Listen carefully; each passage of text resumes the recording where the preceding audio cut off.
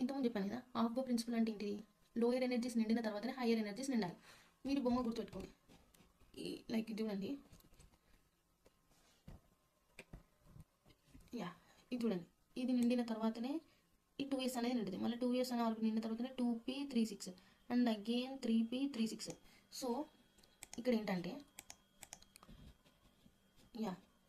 First 8 rose రాసుకోండి, తర్వాత eliminate చేయండి 2, తర్వాత మళ్ళీ 2 ఎలిమినేట్ చేయండి, మళ్ళీ 2 ఎలిమినేట్ చేయండి. అది చెప్పిన మీకు ఇంతకుముందు అట్లా చేసి ఇది వస్తుంది. అండ్ అగైన్ ఇక్కడ 1 2 3 అప్ టు 8 వరకు రాసుకోండి. అండ్ అగైన్ మళ్ళీ 2 నుండి స్టార్ట్ చేయండి, మళ్ళీ 6 ఫస్ట్ ఎస్ రాయండి, తర్వాత PDF.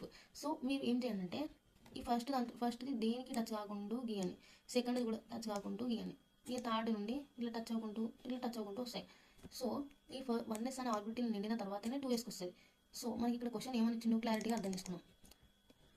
Which orbital is filled immediately after each of the orbits అనమాట. అంటే 3p తర్వాత ఏం నిండుతుంది అని అడుగుతుండు.